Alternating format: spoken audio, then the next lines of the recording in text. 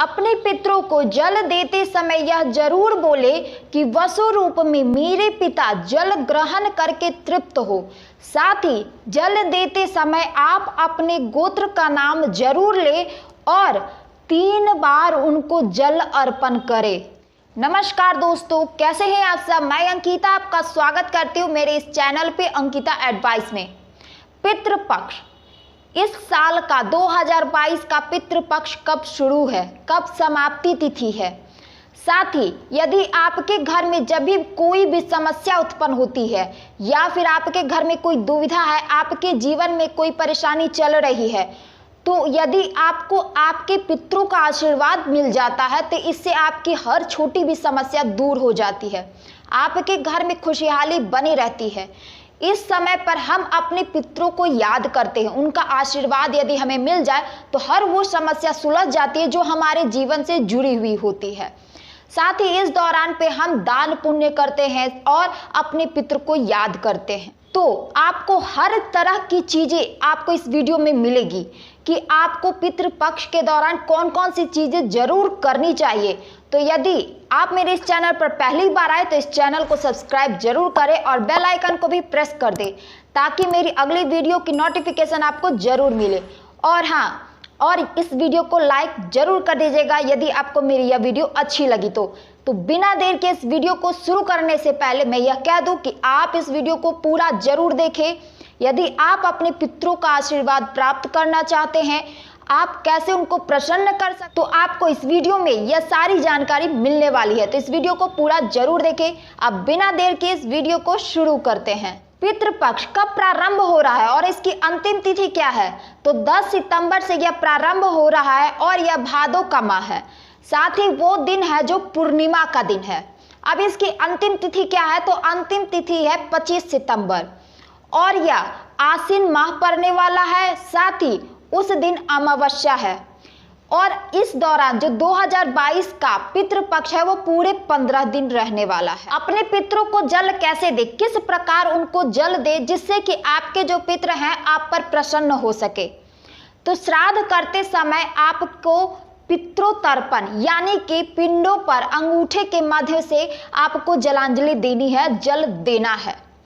अंगूठे से जल यदि आप अपने पितरों को देते हैं तो इससे आपके जो पितर हैं उनकी आत्मा को शांति मिलती है और जिस हिस्से पर आपका अंगूठा है वह हिस्सा पितृ तीर्थ कहलाता है। इसलिए यदि आप अंगूठे से जल देते हैं तो उनकी आत्मा को शांति मिलती है और आपके घर में जो भी समस्याएं चल रही है वह दूर होती है और आपके पितर आप पर प्रसन्न होते हैं। अब बात करते हैं दूसरी चीज। अब कौन से समय पर आपको जल देना है? यदि आप अपने पितरों को जल दे रहे हैं, अर्पण कर रहे हैं, तो वो कौन सा समय होना चाहिए और कौन सी चीजों से आपको जल देनी है? तो जब भी आप उनको जल अर्पण करें तो इस बात का ध्यान रखें कि आपको 11:30 से 12:30 के बीच में आपको जल जरूर अर्पण करना चाहिए।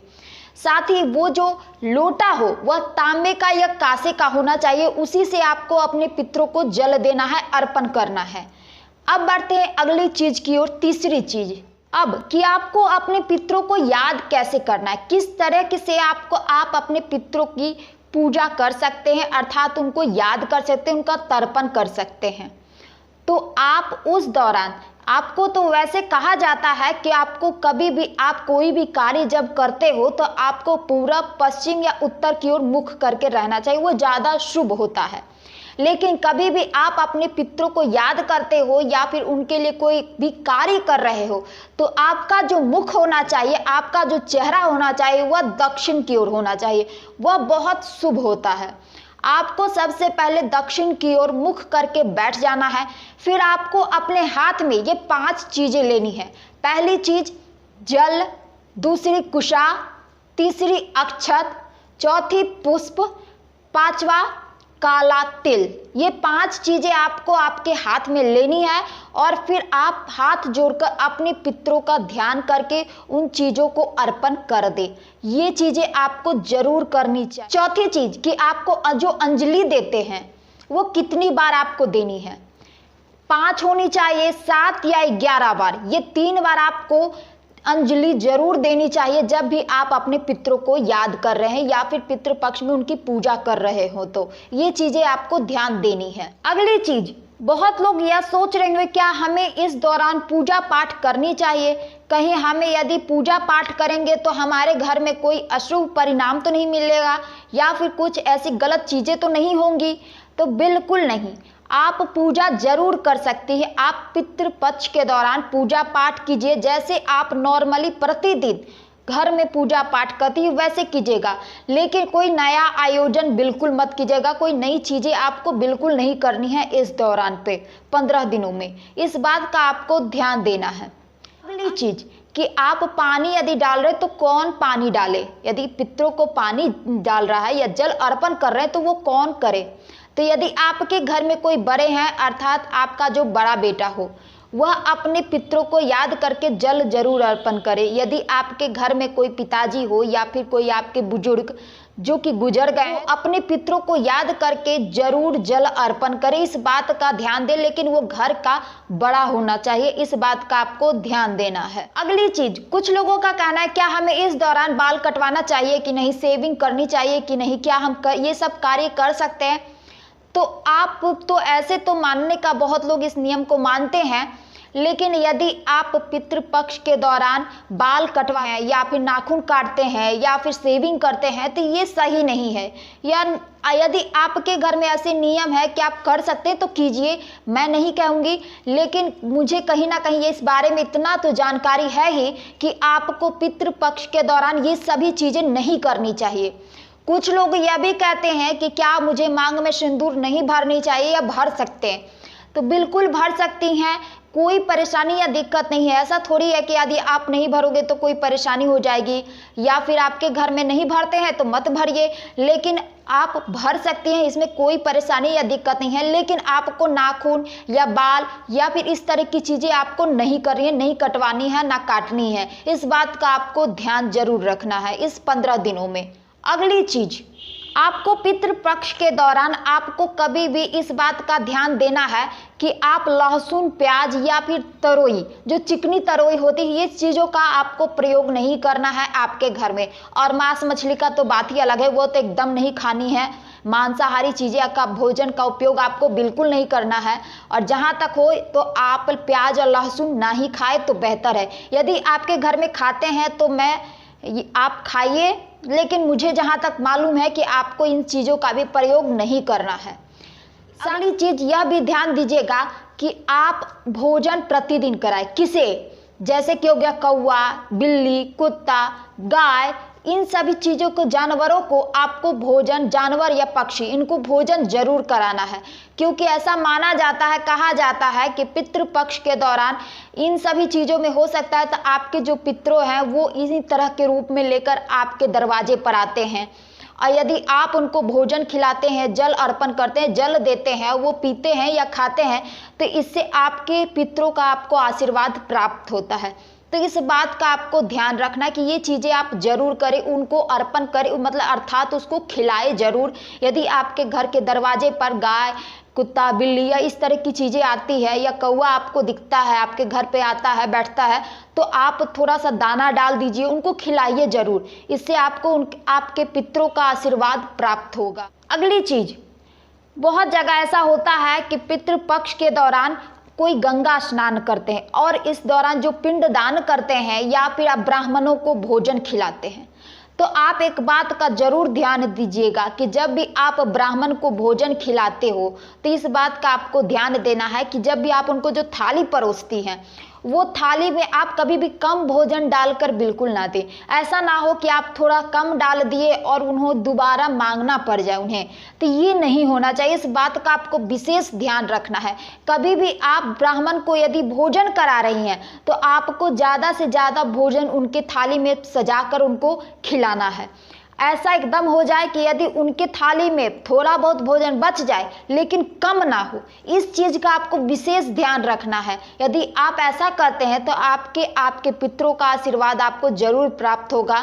तो ये सभी चीज़ें आपको ध्यान देनी चाहिए। अगली चीज़ कि आपको अपने किचन में पुआ पकवान, ऐसे सुगंधित चीज़ों को जरूर बनाना चाहिए। यदि आप अपने घर में पुआ पकवान या ये सब चीज़ें बनाते हैं तो उसके सुगंध से आपके पितरों का आशीर्वाद आपको मिलता है, आपके घर में पितरों का प्रवेश होता है और जिससे कि आपकी कोई भी समस्या हो तो वह दूर होती है। तो आप अपने घर में सुगंधित चीज़ें जरूर बनाएं अपने किचन में, इस बात का आपको ध्यान देना है। अगली चीज़, पीपल का पेड़। हम लोग को जानते ही हैं कि पीपल के पेड़ में भगवान का वास होता है, लेकिन उसमें पितरों का भी वास होता है।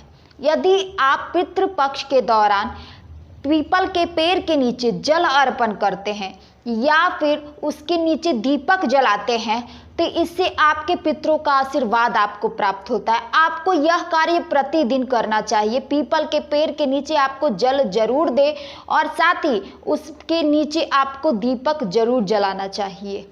और जब भी आप यह कार्य करें तो इस बात का आपको विशेष ध्यान रखना है कि आप कभी भी दीपक जलाए या उस पेड़ के नीचे पीपल में जल दे तो आपका जो मुख हो वह दक्षिण की ओर होना चाहिए और तभी दक्षिण मुख करके ही आपको पीपल में पानी डालना है और साथ ही उसके नीचे दीपक जलाना है। प्रतिदिन आपको यह 15 दिनों तक यह कार्य जरूर करना है, जिससे कि आपके घर में यदि कोई भी दोष है तो वह भी दूर हो जाएगी। इस बात का आपको ध्यान देना है। अगली चीज, कुछ लोगों का कहना है कि क्या हमें दूध पीना चाहिए। बहुत लोग, हम तो आज पहली बार सुने कि कहता है लोग कि दूध नहीं पीना चाहिए, पर ऐसा कुछ भी नहीं है। अब कोई बच्चा है, कोई बूढ़ा है, कोई बुजुर्ग है तो वो तो दूध पिएंगे ही, तो आप दूध पीजिए, दूध का सेवन कीजिए। ऐसा कुछ नहीं है कि आप दूध नहीं पी सकते पितृपक्ष के दौरान, आप पीजिए, कोई परेशानी या दिक्कत नहीं है। इस बात का आपको ध्यान देना, ये सब छोटी छोटी चीज़ों को नहीं लेना चाहिए। अब घर में बच्चे होंगे तो वो तो पिएंगे ही, वो तो दूध के बिना रह ही नहीं सकते हैं, तो ये सब चीज़ें आपको उतनी नहीं लेनी है। आप दूध का सेवन जरूर कर सकती हैं। अगली चीज़, मैंने तो पहले ही आपको बताया है कि यदि आपके दरवाजे पर गाय या फिर कुत्ता, बिल्ली या फिर कोई भी पक्षी आता है तो आपको उसको भोजन जरूर कराना है। आपको यह कार्य प्रतिदिन करना है। आप कभी भी अपने घर या किचन में खाना बनाती हो तो आप कुछ भी बनाए तो वह जब भी आप खाने से पहले वो चीज़ें आप निकाल कर एक रख दे। एक रोटी बना रही हैं तो आपको एक एक्स्ट्रा रोटी बना लेनी है और वह एक निकाल कर आपको गाय को खिला देना है, कुत्ता को खिला देना है, किसी भी चीज़ को आपको एक जरूर खिला देनी चाहिए। यदि आप ऐसा करते हैं, क्योंकि आप कभी हो सकता है आपके पितृ उसी रूप में आपसे मिलने आए, तो ऐसा माना जाता है, कहा जाता है कि हमारे पितृ जो होते हैं वो उसी रूप में कभी भी कोई रूप में आकर हमसे मिलने आते हैं इस दौरान। तो आप यह चीज़ जरूर कीजिएगा। आप कुछ भी बनाइएगा तो आप गाय, कुत्ता या बिल्ली, कुछ भी ऐसे होते हैं जीव जंतु, उनको जरूर खिलाइएगा या प्रतिदिन कीजिएगा। या 15 दिनों तक जो पितृपक्ष रहने वाला है वो 15 दिनों तक आपको लगातार करनी है। इस बात का आपको ध्यान देना है। हो सकता है कि आपके कोई में जो पितृ हैं वो उस रूप में आए हो और आपने उनको भोजन कराया हो और वो प्रसन्न होकर यदि आपके दरवाजे से जाएंगे तो आपके ही घर में सुख संपत्ति बनी रहेगी, आपके घर में कोई समस्या नहीं आएगी। तो इस छोटी छोटी चीज़ों को आपको ध्यान देना है और ज़रूर करना है। इस बात का आपको ध्यान देना है। और हम सब भी जानते हैं कि यदि हमें हमारे जो बड़े बुजुर्ग हैं यदि उनका आशीर्वाद हमको मिलता है और जो हमारे पितरों हैं उनका यदि हमको आशीर्वाद प्राप्त हो जाता है तो हमारे घर में कभी भी कोई संकट नहीं आता है। आपके घर में कोई भी छोटी मोटी समस्या है तो वह भी दूर हो जाती है उनके आशीर्वाद से और आपके घर में हमेशा खुशहाली बनी रहती है। तो उनका आशीर्वाद भी लगता है और उनका दोष यदि आपको लग जाए तो उससे भी आपके घर में कुछ बुरा भी हो सकता है, बहुत बुरा हो सकता है, थोड़ा नहीं बहुत बुरा होने लगता है। तो उसके लिए आपको क्या करना है तो वो मैं आगे आपको अगली वीडियो में जरूर बताऊंगी कि यदि आपके पितरों का आपका दोष लगा हो तो आपको क्या करनी चाहिए, कौन कौन सी चीज़ें करिएगा तो जिससे कि उनका जो दोष लगा है वो दूर हो जाएगा और आपके घर में खुशहाली आएगी। तो यदि आपको मेरी यह वीडियो अच्छी लगे तो इस वीडियो को लाइक जरूर कर दें और यदि आप मेरे इस चैनल पर पहली बार आए तो इस चैनल को सब्सक्राइब करके मुझे सपोर्ट करें। मिलते हैं अगले नेक्स्ट वीडियो में। नमस्कार।